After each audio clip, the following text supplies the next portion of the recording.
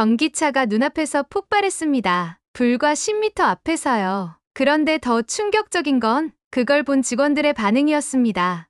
마치 매일 보는 일상처럼 아무렇지 않게 행동했죠. 이게 과연 세계를 선도한다는 중국 전기차 산업의 현실일까요? 여러분, 만약 세계 주요 전기차 기업들이 사용하는 배터리 중 화재 위험이 15배나 높은 제품이 있다면 믿으시겠습니까? 그리고 그 사실을 알고도 아무도 말하지 못한다면요? 지금 실시간 감동에서 전해드립니다. 구독과 좋아요는 영상 제작에 큰 힘이 됩니다. 그럼 오늘의 사연 시작합니다. 안녕하세요. 저는 이탈리아 밀라노에 본사를 둔 유럽에너지위원회 소속 물리학자이자 배터리 기술 분석 전문가인 마르코 베르디니입니다. 저는 20년 넘게 유럽 각국의 배터리 기술 발전, 에너지 효율 시스템, 그리고 차세대 전력망 개발을 연구해왔고, 최근에는 유럽연합의 차세대 에너지 파트너 국가를 선정하는 기술 실사 프로젝트에 참여하게 되었습니다. 처음 이 프로젝트의 실사단에 선발되었을 때, 저희 내부 회의에서는 자연스럽게 중국이 유력한 후보지로 언급되고 있었습니다. 수많은 보고서에서 중국은 전기차 시장의 리더, 세계 최대 배터리 생산국, 테슬라를 위협하는 신흥 기술 강국으로 칭송받고 있었고, 유럽 주요 언론도 연일 중국의 기술 도약에 대한 기사를 쏟아내고 있었죠. 그래서 솔직히 말씀드리자면 저는 한국보다는 중국이 더 유력한 협력 파트너가 될 것으로 예상하고 있었습니다. 중국은 이미 세계 시장을 선도하고 있다. 남은 건 우리가 그들과 얼마나 긴밀하게 협력하느냐뿐이다. 이것이 출국 전 제 머릿속에 있었던 생각이었습니다. 하지만 그 믿음은 중국 도착 첫날 단 몇 시간 만에 산산조각 나버렸습니다. 상하이 푸동 국제공항에 도착한 후 저는 중국 측에서 배정한 가이드이자 통역사인 장하오 씨와 처음 만났습니다. 그는 정중한 태도로 저를 맞이했고 공항에서 시내 호텔까지 이동하는 동안 중국의 전기차 시장에 대한 자부심을 숨기지 않았습니다. 마르코 박사님, 앞으로 3일간의 일정 동안 중국 기술의 진면목을 직접 보시게 될 겁니다. 우리는 세계에서 가장 빠르게 성장하고 있는 배터리 산업을 가지고 있죠. 장 씨는 그렇게 말했지만 이후 제가 마주하게 될 현실은 전혀 달랐습니다. 호텔 체크인 직후 그는 출장 일정을 담은 종이를 저에게 건넸습니다. 첫 일정은 내일 오전 9시. 상하이 외곽에 위치한 대형 테스트 센터입니다. 다만 몇 가지 규칙이 있습니다. 현장에서는 촬영이 금지되어 있고 메모도 추후 검토 후 외부로 반출할 수 있습니다. 이 말을 들은 순간 저는 약간 당황했습니다. 실사단의 임무는 기술력 검증과 신뢰성 평가인데 촬영이 금지된다는 건 곧 객관적인 시각 자료 확보가 불가능하다는 의미였습니다. 혹시 제가 수집한 자료는 외부로 반출이 안 되나요? 제가 조심스럽게 묻자 그는 웃으며 대답했습니다. 걱정 마세요. 필요한 사진과 데이터는 저희가 제공합니다. 국가기술보호 차원에서 외국인의 직접 촬영은 제한하고 있을 뿐입니다. 그날 밤 저는 호텔 방에서 본사로 연락을 취했습니다. 영상회의를 통해 유럽 본사의 전략 책임자인 알렉산더 부장에게 그 내용을 설명하자 그는 잠시 침묵한 뒤 이렇게 말했습니다. 마르코, 중국은 우리에게 중요한 시장입니다. 다만 우리가 의존할 수 있는 건 당신이 직접 본 것뿐이야. 그들의 제안을 존중하되 꼭 필요한 데이터는 확보해줘. 다음 날 저는 장 씨와 함께 상하이 교외로 향했습니다. 수십만 제곱미터 규모의 전기차 테스트 센터. 외관은 매우 현대적이었고 보안도 철저했습니다. 하지만 그 첫 인상은 단 몇 초 만에 무너졌습니다. 센터 내부로 들어가던 중 왼편 테스트 트랙에서 갑작스럽게 폭발음이 들렸습니다.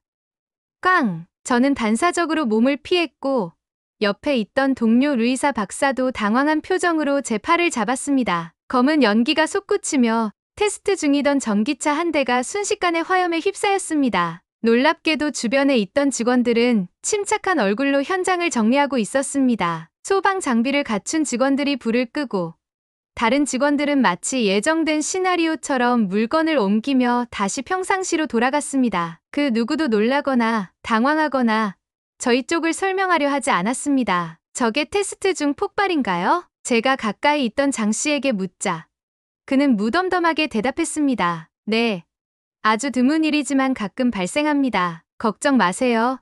위험한 건 아니에요. 저는 믿을 수가 없었습니다. 유럽에서는 단 한 번의 폭발도 즉각 보고되고 그 현장은 전면 폐쇄되며 조사팀이 파견되는 사안입니다. 그런데 여기에선 그런 일이 일어나고도 마치 아무 일도 없었던 것처럼 상황이 지나가고 있었죠. 사고 직후 저는 반사적으로 휴대폰을 꺼내 사진을 찍으려 했습니다. 그러나 장 씨는 급히 다가와 제 손을 막았습니다. 죄송합니다. 촬영 금지입니다. 지금 이 장면은 기록하시면 안 됩니다. 저는 너무나 놀란 나머지 말을 잇지 못했습니다. 지금 이게 진짜 미래기술 강국이라는 중국의 모습인가? 사건 이후 테스트 센터를 떠나 호텔로 돌아오는 차량 안에서 제 머릿속에는 믿음이라는 단어가 무겁게 떠올랐습니다. 이곳에서 보고 듣는 모든 것들.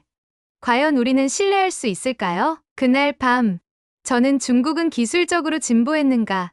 아니면 그저 그것처럼 보이도록 만든 것인가라는 물음을 가슴 깊이 새기게 되었습니다. 폭발 사고 이후에도 실사단의 일정은 멈추지 않았습니다. 저와 동행한 통역사 장하오 씨는 다음 날 오전 일찍 호텔 로비에서 저를 기다리고 있었고, 마치 아무 일도 없었던 것처럼 오늘은 주요 배터리 생산 공장 2곳을 방문합니다라고 말했습니다. 솔직히 말씀드리자면 전날의 충격이 아직 가시지 않은 상태였습니다. 하지만 전문가로서 감정에 흔들릴 수는 없었습니다. 저는 유럽연합을 대표하여 기술을 검증해야 하는 사람이었습니다. 감정이 아니라 사실과 데이터로 판단하는 사람이어야 했죠. 우리가 처음 방문한 공장은 상하이 인근의 중국 2위 배터리 제조업체였습니다. 겉으로 보기에는 대단히 현대적이고 거대한 시설이었고 입구에는 혁신이 미래를 이끕니다라는 표어가 대형 현수막으로 걸려 있었습니다. 하지만 내부에 들어서는 순간 저는 표면 아래 숨겨진 문제들을 빠르게 감지할 수 있었습니다. 생산 라인은 비좁았고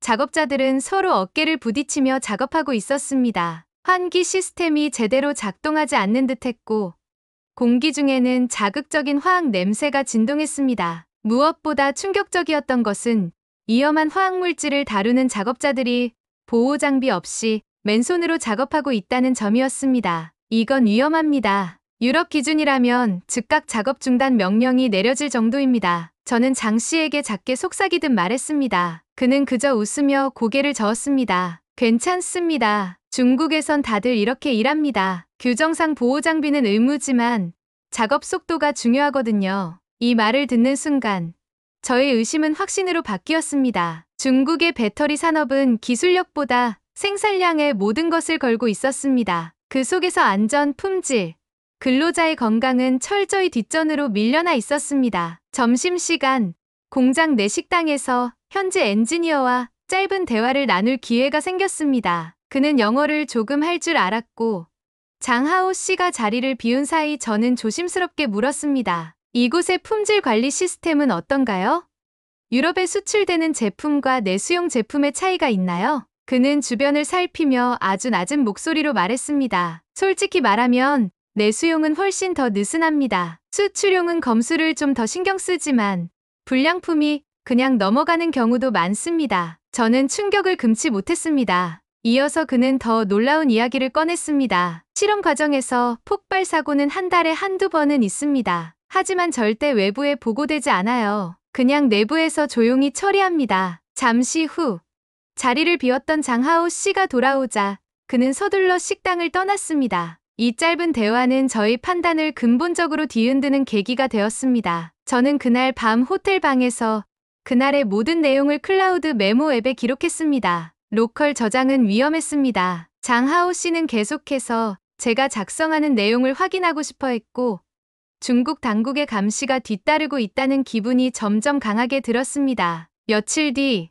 우리는 다시 상하이 외곽의 다른 테스트 센터를 방문했습니다. 이번에는 국가 주도의 연구기관이었습니다. 입구에서 만난 정부 관료 리샤오 씨는 유창한 영어로 저를 맞이하며 말했습니다. 마르코 박사님, 중국의 기술혁명을 직접 보시게 되어 영광입니다. 저희는 이미 세계 시장을 선도하고 있습니다. 그는 자부심으로 가득 찬 말투였지만 저는 그 말보다도 그가 저를 바라보는 시선에서 뭔가 불편한 기운을 느꼈습니다. 그것은 설명하기 힘든 감시자의 시선이었습니다. 센터 내부는 공장보다 깔끔했지만 테스트 프로토콜은 비효율적이었고 장비는 대부분 낡아 있었습니다. 저는 의문을 품고 질문을 던졌습니다. 배터리의 고온고압 테스트는 어떻게 진행되나요?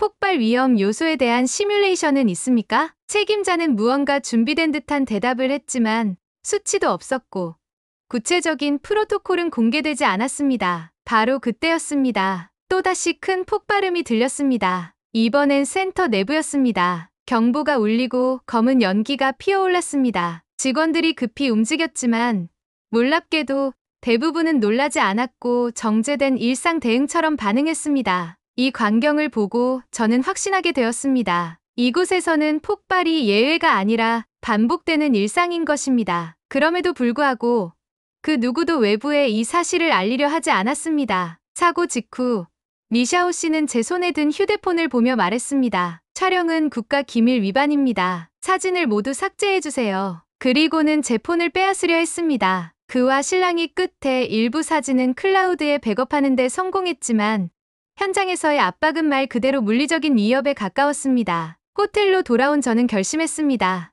이곳에서 더 이상 진실을 찾을 수는 없다. 이제 저희 다음 목적지인 한국으로 떠날 시간이라는 것을요.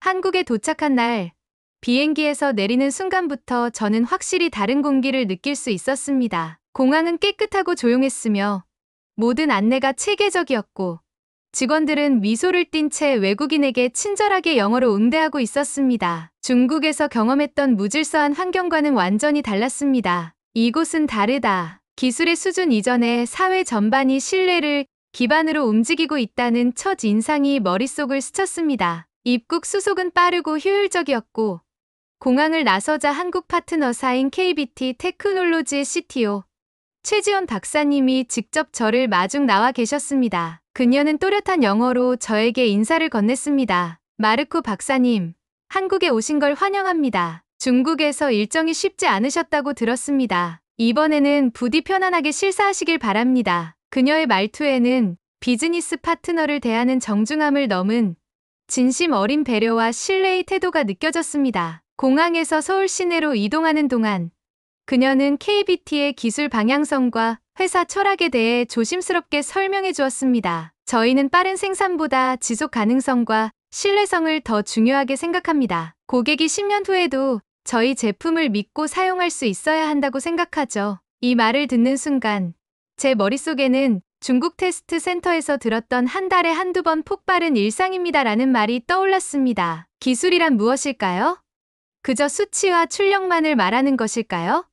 아니면 사람의 삶을 지키는 책임까지 포함해야 할까요? KBT 본사에 도착했을 때 저는 놀라움을 금치 못했습니다. 건물은 모던하면서도 실용적이었고 무엇보다 내부 시스템이 완전히 자동화되어 있었으며 모든 공정이 실시간 데이터로 관리되고 있었습니다. 최 박사님은 저를 공장 내부로 안내하며 설명했습니다. 이곳은 저희 두 번째 스마트 생산 라인입니다. AI가 품질 데이터를 분석하고 문제가 감지되면 즉시 전체 생산을 멈추도록 설계되어 있죠. 실제로 생산 중단이 자동으로 발생한 장면도 목격했습니다. 아주 작은 센서 오류가 감지되었고 시스템이 모든 라인을 중단하고 재점검에 들어간 것이었습니다. 이에 대해 최 박사님은 말했습니다. 불량률 0.01%가 1년에 수천 대의 차량에 영향을 줄 수 있습니다. 저희는 고객 한 사람도 위험에 노출되는 것을 원치 않아요. 그 말에서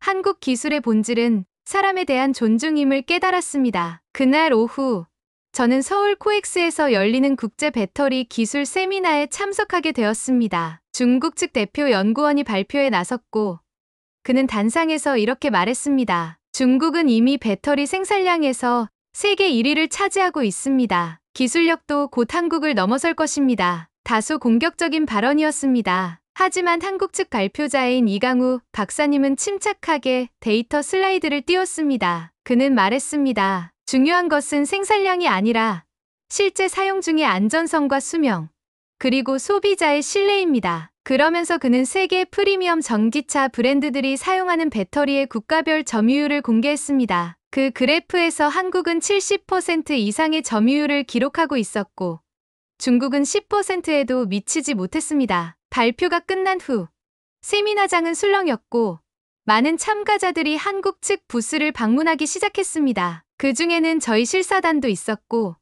저는 KBT의 실무자들과 직접 기술적 질의응답을 나누었습니다. 그들은 모든 질문에 수치와 논리를 기반으로 성실하게 답변했고, 일부 민감한 정보도 NDA를 전제로 투명하게 공개해 주었습니다. 그 순간 저는 확신하게 되었습니다. 진정한 기술은 숫자가 아니라 신뢰로 평가받는 것임을. 그리고 그 신뢰는 단 한순간에 쌓이는 것이 아니라 수많은 원칙과 정직함, 그리고 일관된 태도를 통해 축적되는 것이라는 점을 말이죠. 한국에서의 마지막 일정은 경북 구미에 위치한 KBT의 신규 배터리 연구 단지 방문이었습니다. 서울에서 고속철을 타고 도착한 이 작은 도시에서 저는 또 한 번 놀라운 광경을 목격하게 되었습니다. 그곳은 도시와 함께 숨 쉬는 기술의 마을이었습니다. 신축된 연구 단지를 중심으로 근처에는 새롭게 조성된 아파트 단지, 초등학교, 문화센터, 그리고 병원이 들어서 있었고,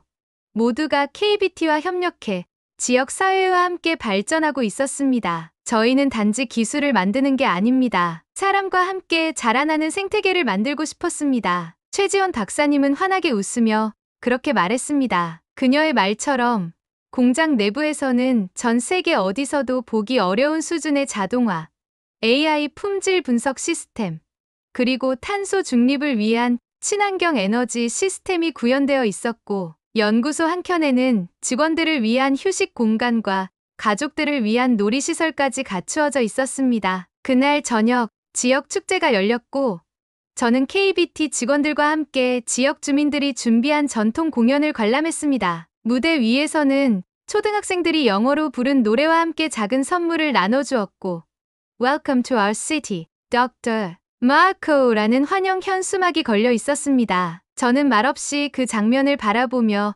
마음속에서 어떤 감정이 솟구치는 것을 느꼈습니다. 기술이라는 것은 결국 사람을 위한 것이어야 한다는 가장 본질적인 진리를 한국에서 비로소 체감할 수 있었던 것이죠. 한국을 떠나기 전 저는 최 박사님에게 정중히 작별 인사를 드렸습니다. 최 박사님, 이 짧은 시간 동안 너무나 많은 것을 배웠습니다. 기술 그 자체보다 더 중요한 것이 있다는 걸요. 그녀는 미소 지으며 답했습니다. 박사님의 보고서가 한국을 있는 그대로 세계에 알릴 수 있기를 바랍니다. 이탈리아로 돌아온 후 저는 2주간의 실사 경험을 바탕으로 아시아 배터리 기술 실사 보고서를 작성했습니다. 제목은 다음과 같았습니다. 양적 확장 vs 질적 신뢰 중국과 한국.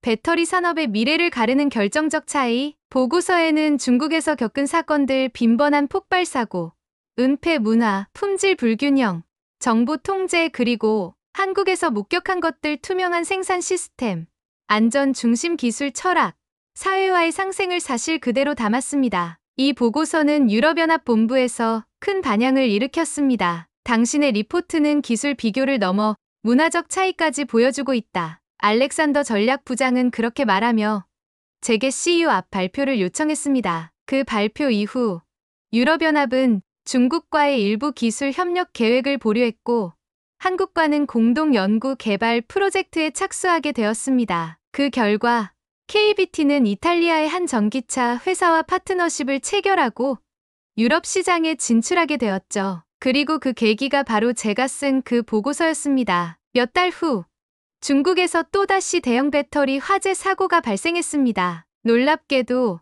제가 중국 테스트 센터에서 몰래 촬영한 클라우드 백업 사진이 서방 언론을 통해 보도되었고, 그것이 국제사회의 경각심을 불러일으켰습니다. 반면 같은 시기 한국에서는 한 배터리 회사가 작은 품질 이슈 하나조차도 스스로 공개하고 자발적 전략 리콜을 시행해 전 세계 소비자들에게 신뢰를 더하는 계기가 되었습니다. 그 회사의 CEO는 기자회견에서 이렇게 말했습니다. 우리는 단 한 명의 고객도 위험에 노출되게 하고 싶지 않습니다. 기술보다 중요한 것은 신뢰입니다. 1년이 지난 지금 저는 한국과 함께 공동 연구 프로젝트를 수행 중입니다. 그리고 그 과정을 통해 저는 다시 한번 확신하게 되었습니다. 진짜 미래를 만드는 기술은 겉으로 보이는 성장 속도나 생산량이 아니라 정직함, 투명함, 사람을 위한 배려에서 시작된다는 것. 오늘의 사연 어떠셨나요? 중국과 한국, 겉보기엔 비슷해 보이지만